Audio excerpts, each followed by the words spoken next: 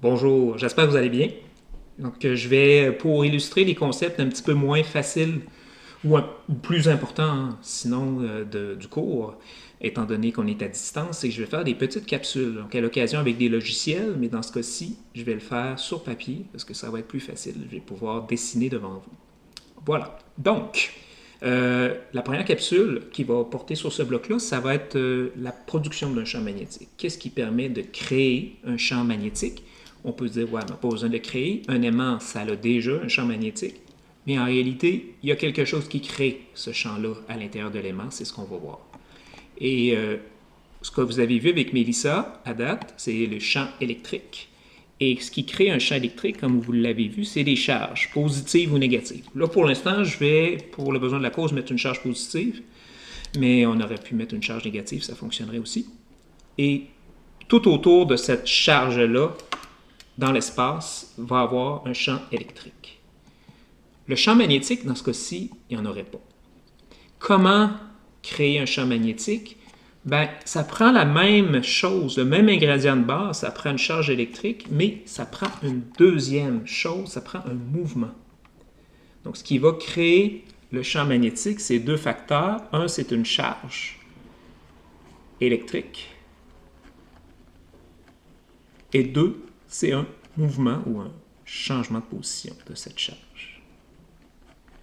Donc là, on a déjà une chose, et là, il faut rajouter un mouvement. Donc, on va supposer que notre proton, parce que je dis un proton parce que c'est une charge positive, va se déplacer ici vers la droite. Qu'est-ce que ça va faire? Ben, il y a un champ magnétique qui va apparaître. Le champ magnétique en tant que tel, il va avoir une forme qui va, dans ce cas-ci, être des boucles. Donc, toutes sortes de petites boucles comme ça qui vont être autour de la position, des positions successives prises par la charge. Et les boucles vont s'enrouler.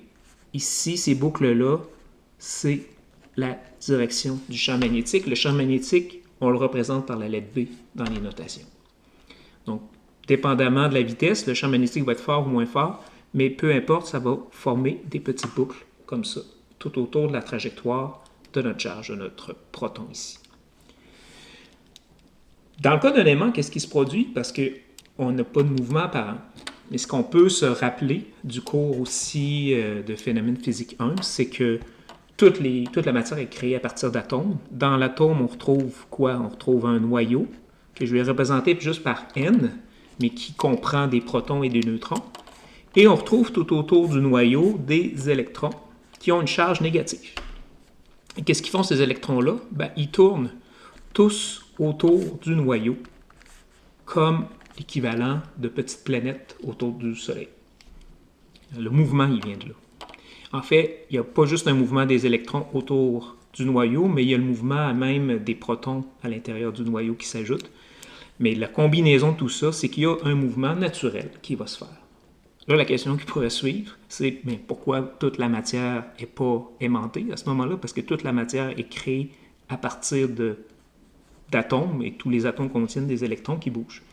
La raison pour laquelle la plupart des matériaux ne sont pas aimantés, qui ne sont pas des aimants, c'est que pour la majorité des atomes, on va avoir une annulation de ces phénomènes. Autrement dit, pour chaque électron qui tourne et qui produit une aimantation, il va y avoir un autre électron qui va avoir l'aimantation opposée, et ce qui fait qu'au total, ça donne zéro.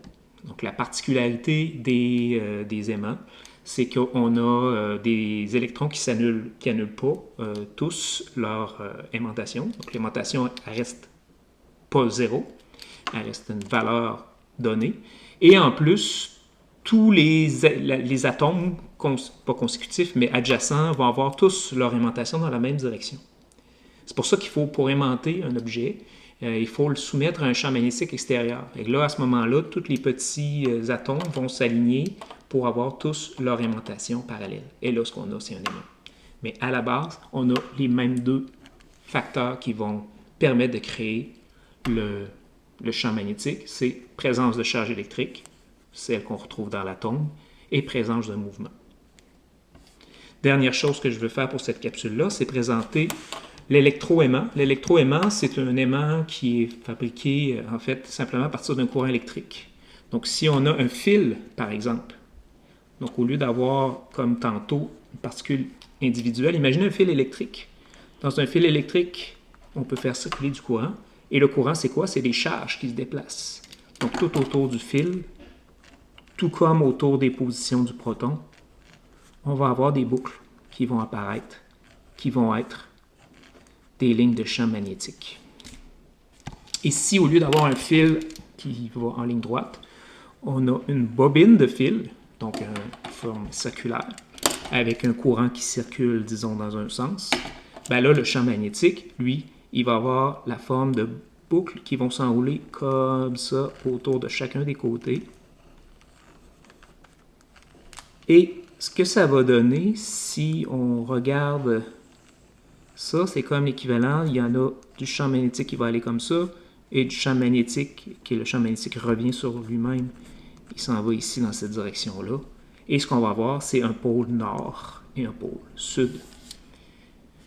Le pôle nord va être, par exemple, au-dessus de la bobine et le pôle sud en dessous.